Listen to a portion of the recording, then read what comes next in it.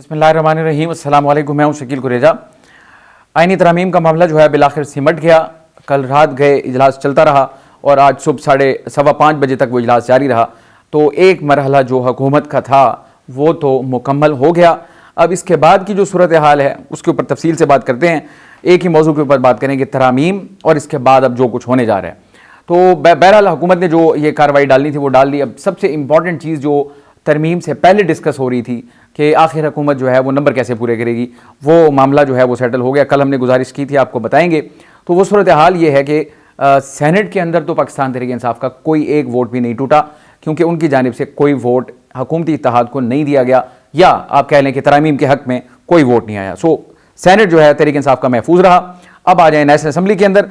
5 अरकान जो थे पाकिस्तान तहरीक इंसाफ के हिमायत याफ्ता लेकिन आज़ाद, उनकी जानिब से क्या बल्कि पहले तो उनको वहाँ प्रोड्यूस किया गया जो कि गायब थे मंजर आम से, और अगवा भी किया गया, यानी कि ये तहरीक इंसाफ का जो इल्ज़ाम है। तो बहरहाल उनको बड़ी हिफाजत के साथ ईवान के अंदर लाया गया और वो ईवान पे पहुँचे। उमर अयूब साहब ने उनके नाम भी लिए थे।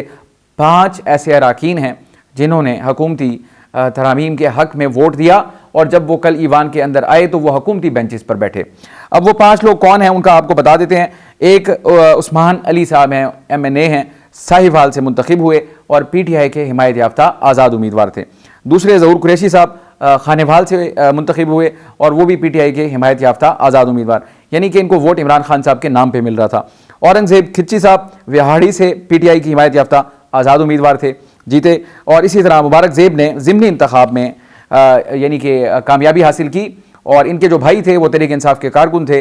टिकट इनको नहीं मिला था, लेकिन इन्होंने आज़ाद हैसियत में इलेक्शन लड़ा और सुन्नी इत्तेहाद काउंसिल मद्दे मुकाबिल थी, लेकिन ये जीत गए। खबर इसमें यह थी कि बाद अज़ां ये तहरीक इंसाफ में शामिल हुए थे, तो इसका मतलब ये भी तहरीक इंसाफ के थे।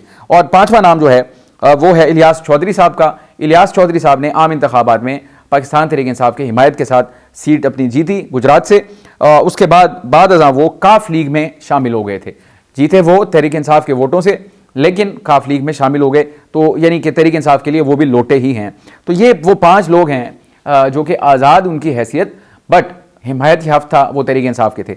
अब अगर फेयर बात की जाए तो ये तहरीक इंसाफ के ही उम्मीदवार थे, क्योंकि इमरान खान के नाम पर इन लोगों को वोट मिला।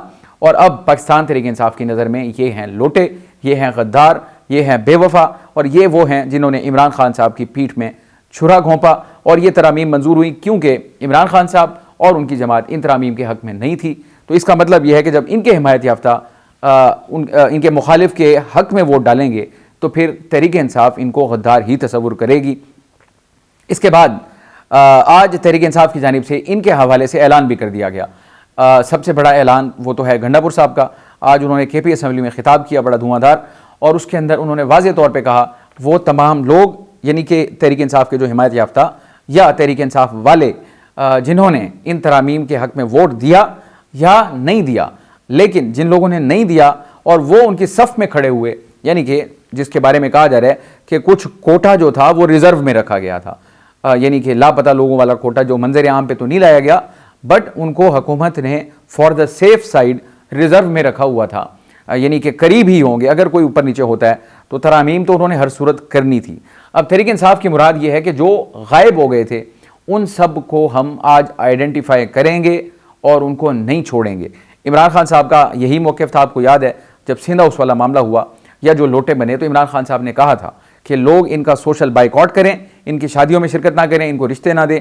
बहुत सारी बातें उन्होंने की थी। बहरहाल अब तहरीक इंसाफ देखते हैं। सवाल ये है सबसे बड़ा इस वक्त, इन लोगों के ख़िलाफ़ तहरीक इंसाफ क्या करेगी। सबसे पहली बात तो ये है, एक चैलेंज तहरीक इंसाफ को ये दरपेश हो गया। अब आते हैं असल मामले की तरफ। तरामीम हो गई, अब उसके बाद जो अमल दरामद का मामला है वो शुरू हो गया। तरामीम कल रात मुकम्मल हुई, बल्कि अलग सुबह अगर कहा जाए, उसके बाद सदर मुमलिकत ने आज सुबह इस पर दस्तखत कर दिए, कानून वो बन गया, और इसके बाद इसका गज़ट नोटिफिकेशन जो है वो जारी कर दिया गया। यानी कि इस वक्त नाफिजुल अमल ये कानून हो गया जिसकी कल रात तरामीम की गई। अब इसके बाद जो अमल दरामद का आगाज़ है वो कर दिया गया। सबसे पहला मरहला जो है इसमें वो है चीफ जस्टिस की तैनाती वाला। यही असल वजह थी जिसकी वजह से हुकूमत जल्दबाजी में थी, उन्होंने ये काम किया। अब उसके ऊपर दस्तखत हुए, कानून बना। अब आएगा पहला स्टेप जो होगा चीफ जस्टिस की तैनाती वाला, वो है पार्लिमानी कमेटी का क़याम। इसके ऊपर काम शुरू कर दिया गया। 12 रुकनी वो कमेटी होगी, 8 अरकान MNA होंगे यानी नेशनल असम्बली से, मुतनासिब नुमाइंदगी मुख्तलिफ जमातों से। इसी तरह 4 सेनेटर्स जो होंगे वो सेनेट ऑफ पाकिस्तान से होंगे, वो भी मुतनासिब नुमाइंदगी होगी। तो इधर से और इधर से दोनों को मिला के 12 रुकनी कमेटी बनेगी और 2/3 अक्सरियत के साथ वो किसी नाम पे इत्तफाक करेगी। किस नाम पे? अगला मरहला ये है कि ये कमेटी जब तश्कील पा जाएगी तो चीफ जस्टिस काजी फायजा साहब उनकी जानिब से 3 नाम जो हैं वो इस कमेटी को इरसाल किए जाएंगे।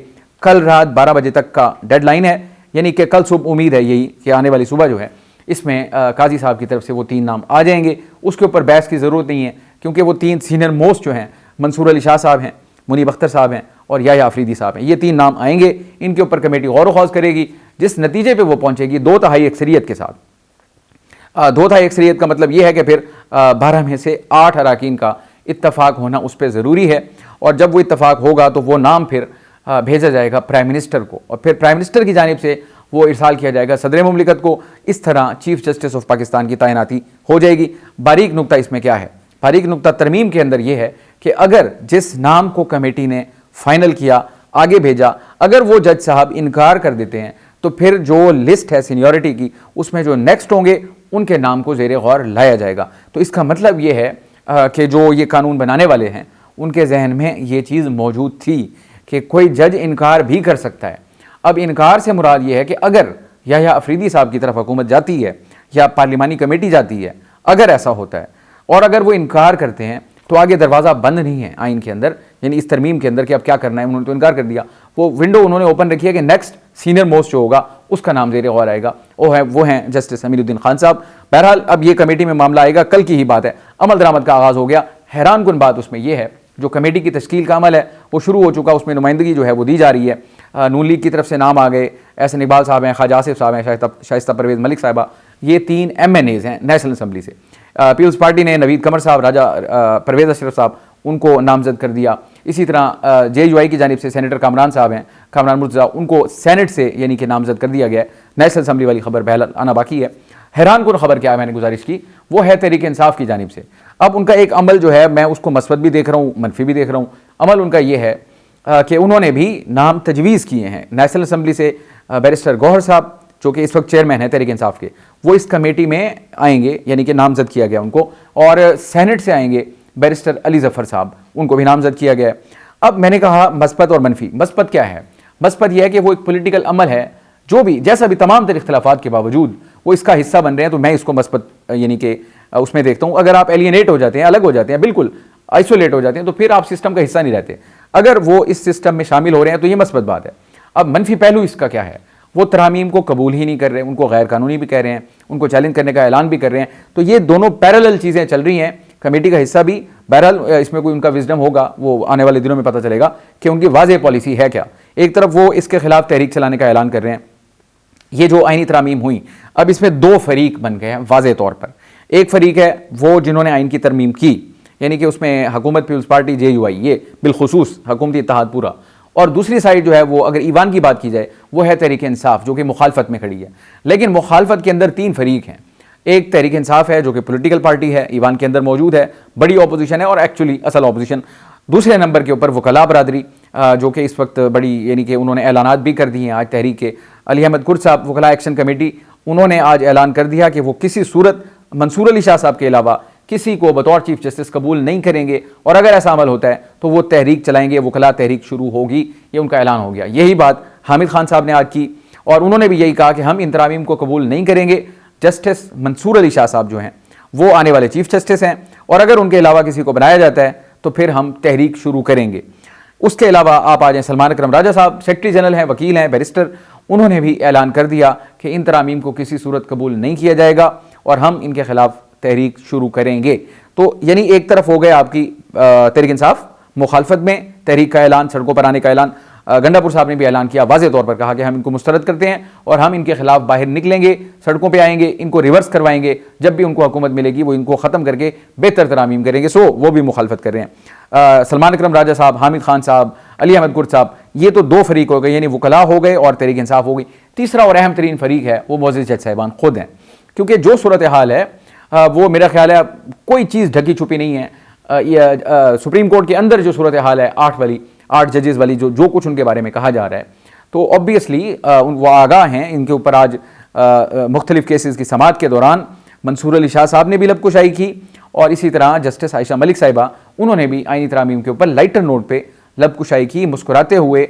मामला उनका ये था, अब तो ये सूरत हाल बन जाएगी, जो आज केस अंडर डिस्कशन थे वो चूंकि उनका ताल्लुक कहीं ना कहीं आईनी मामलात से था, तो उन्होंने उसमें कहा, उन्होंने कहा जी अब ये आईनी मामलात हैं, कानून बन चुका, तो लिहाजा इनको हम पोस्टपोन कर रहे हैं, कुछ लंबी डेट्स दे रहे हैं, दोनों अलग अलग केस थे, इनकी डेट हम थोड़ी लंबी देंगे क्योंकि पहले ये तय हो जाए, क्योंकि अब तो ये बहस चलेगी ये फलां आईनी मामला है और फलां नहीं है। तो ये बात भी बड़ी ज़बरदस्त पर्टिनेंट नुक्ता है कि आने वाले टाइम में एक और नई बहस जो है वो हमें सुनने को मिलेगी कि कौन सा मामला आईनी है और कौन सा मामला नहीं है, इसके ऊपर बहस होगी, क्योंकि फरीक जो होते हैं दोनों, फिर इसके ऊपर पहले आर्ग्यूमेंट होगा कि आईनी है या नहीं है, यानी आइन से इसका कोई लेना देना है या नहीं है।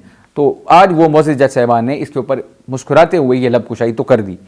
अब आता हूँ, मैंने कहा मोअज़्ज़िज़ जज साहिबान खुद भी इसमें फ़रीक हैं। अब आता है मामला जब ये कमेटी जो है किसी नाम पे पहुँचती है और उसका ऐलान होता है, तो अमल मेरा ख्याल है मोअज़्ज़िज़ जज साहिबान के रद्द अमल का जो टाइम होगा, इम्कान यही है कि वो वहाँ से शुरू होगा। बाज़ गश्त और गुफ्तगू जो है वो ये भी हो रही है कि कुछ इस्तीफ़े आ जाएंगे। मेरी ज़ाती राय में ऐसा नहीं होगा, इस्तीफ़े नहीं आएंगे। मैं एक लफ्ज़ इस्तेमाल करूँ, अगर एहतजाज अपनी जगह पे होता है, मैं नहीं समझता कि कोई भी जज जिनके बारे में कहा जा रहा है कि इस्तीफ़ा देंगे वो इतने बुज़दिल साबित नहीं होंगे। मुझे ये लफ्ज़ इस्तेमाल करना पड़ रहा है कि वो अपनी विकेट को छोड़ दें। मैं इसकी एग्जाम्पल देता हूँ शुएब अख्तर की। बहुत बड़े बॉलर थे, उनका प्रेशर होता था मुखालिफ टीम पे। उनका प्रेशर ये होता था कि अगर वो टीम में मौजूद ही हैं तो जो मुखालिफ टीम होती थी उनके ऊपर शुएब अख्तर का प्रेशर ही काफ़ी होता था। तो अगर ये जज साहिबान, मोअज़्ज़िज़ जज साहिबान, जिनसे मुताल्लिक ये कहा जा रहा है कि वो इस्तीफ़ा दे सकते हैं, अगर वो मौजूद रहते हैं बेंचेस के ऊपर तो उनका प्रेशर ही बहुत होगा, इसलिए उनका बैठना ज़रूरी है। और मैं उम्मीद भी यही करता हूँ, मेरी दानिश भी यही कह रही है कि वो इस्तीफ़ा नहीं देंगे, वो बैठेंगे। जो भी सूरत हाल होगी वो आइन और कानून के मुताबिक जो उनकी विजडम है उसको अप्लाई करेंगे, अपने फैसले देंगे और जो डिस्पेंसेशन ऑफ जस्टिस है वो करते रहेंगे। ऐसा कभी किसी सूरत नहीं होना चाहिए कि पूरी की पूरी कोर्ट जो है वो एक जैसा सोचने लग जाए। मुख्तलिफ आरा वहाँ पे होंगी, तभी बेहतर डिस्पेंसेशन ऑफ जस्टिस होगी। मेरा ये ख्याल है वो इस्तीफ़ा नहीं देंगे। अगर मैं नाम ले दूँ जिसके बारे में कहा जा रहा है, मंसूर अली शाह साहब हों या मुरीब अख्तर साहब हों, कोई और वजह ना बने, मेरा नहीं ख्याल कि वो इन तरामीम की वजह से इस्तीफ़ा देंगे। बहरहाल इसकी बाज़गश्त जो है वो चल रही है, बहस इस पर हो रही है। और इसके अलावा एक और अहम खबर आई, वो है तहरीक इंसाफ के हवाले से।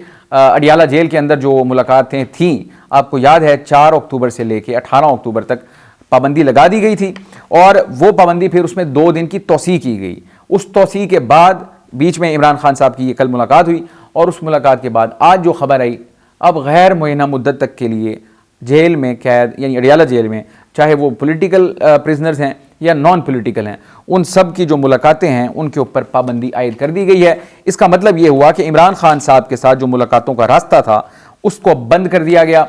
राब्ता हुकूमत अपने तई पूरा जोर लगा रही है और इसकी वजह भी है। इसकी वजह यह है कि जब तक अब आज देखें, अगर तहरीक इंसाफ का ये फैसला है, जो कि अब तक की खबरें और इत्तलात हैं जो चल भी रही हैं कि वो कमेटी का हिस्सा बन रहे हैं, अब ये फैसला इनको बतौर जमात अज खुद करना पड़ रहा है इमरान खान साहब की मुशावरत के बगैर, और टाइम बहुत कम है।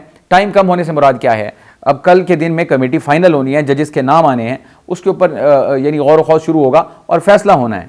अब इमरान खान साहब से उनकी मुलाकात हो नहीं सकती कि जिनसे वो अपना हतमी मशवरा लें।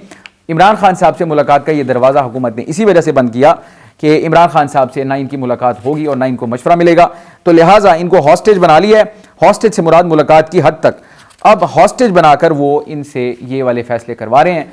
ऐन मुमकिन है इमरान खान साहब आज ये फैसला कर लें तहरीक इंसाफ वाले कि हम कमेटी का हिस्सा बन रहे हैं, और हो सकता है इमरान खान साहब की ये मंशा ना हो, तो बाद अज़ां इमरान खान साहब पार्टी को मुश्किल में डाल सकते हैं इस हवाले से कि आपने ये फैसला नहीं करना था जो आपने कर लिया।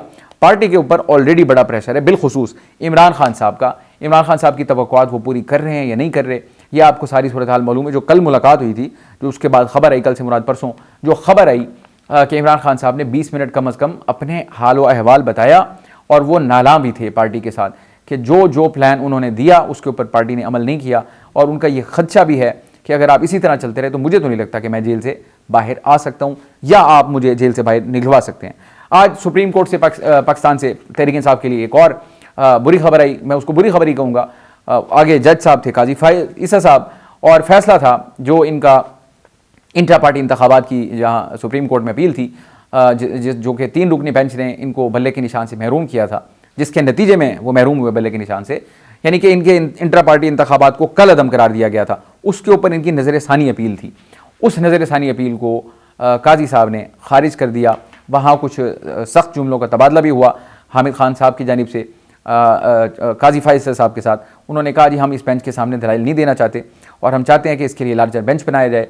बहरहाल उनकी इस इस्तदा को कबूल नहीं किया गया। तहरीक इंसाफ को कम अज़ कम ये मालूम हो गया है, बल्कि हामिद खान साहब ने बड़े सख्त जो है वो अल्फाज इस्तेमाल किए। काजी साहब ने उनको ये कहा समाअत के दौरान, मुँह पर बात करने वालों को मैं पसंद करता हूँ। उन्होंने कहा जी आप बाहर जाके टीवी पे इधर उधर बात करते हैं, आप सामने मौजूद हैं, आप करें बात। तो हामिद खान साहब ने भी बड़ा ब्लंट इसका फिर जवाब दिया। उनका जवाब ये था कि मैं ऐसे शख्स के सामने दलाइल नहीं दे सकता जो हमारे खिलाफ बहुत मुतासिब हो। तो ये यानी कि काजी वक्त के ऊपर अगर एक वकील खड़ा होके या जो अपने मुवक्किल के बिहाफ पे ये बात करे तो बहरहाल ये बड़ी सख्त बात है। तो तहरीक इंसाफ की जो ये अपील थी, नज़र सानी थी, वो भी खारिज हो गई है। अब ख़बरें ये भी आ रही हैं कि तहरीक इंसाफ को मखसूस नशिस्तें नहीं मिलेंगी। चल तो बहुत अरसे से रही हैं। इलेक्शन कमीशन को अब फैसला करना है, फैसले का टाइम आ पहुंचा है। सुप्रीम कोर्ट ने वजाहतें कर दी, सारा कुछ आ गया, स्पीकर के खतूत आ गए। अब फैसला अटका हुआ है इलेक्शन कमीशन के पास और उसका इम्कान यही है कि शायद इसी हफ्ते के दौरान ही इलेक्शन कमीशन इसका फैसला कर ले। जो हमारी इत्तलात हैं उसके मुताबिक तहरीक इंसाफ को इन नशिस्तों से महरूम किया जा रहा है, बावजूद इसके कि सुप्रीम कोर्ट का फैसला है कि ये नशिस्तें 3 मरतबा सुप्रीम कोर्ट ने कहा। एक मरतबा फैसले में कहा जो 12 जुलाई का था, फिर उसके बाद एक वजाहत की कि फैसला बड़ा क्लियर है, तहरीक इंसाफ को नशिस्तें दें, और तीसरी मरतबा दूसरी वजाहत जो आई उसमें भी कहा गया अभी रिसेंटली पिछले हफ्ते में कि ये नशिस्तें तहरीक इंसाफ की हैं और इनको दी जाएं। लेकिन इलेक्शन कमीशन का ऐसा कोई इरादा नहीं है, उसकी वजूहात भी हैं, फिर किसी वक्त बात करेंगे। आज के लिए इतना ही। आप हमारी वीडियोस को लाइक कर सकते हैं, चैनल को ज़रूर सब्सक्राइब करें और अपना फीडबैक कमेंट के ज़रिए आप हमारे साथ शेयर कर सकते हैं। इजाज़त दीजिए, अल्लाह हाफ़िज़।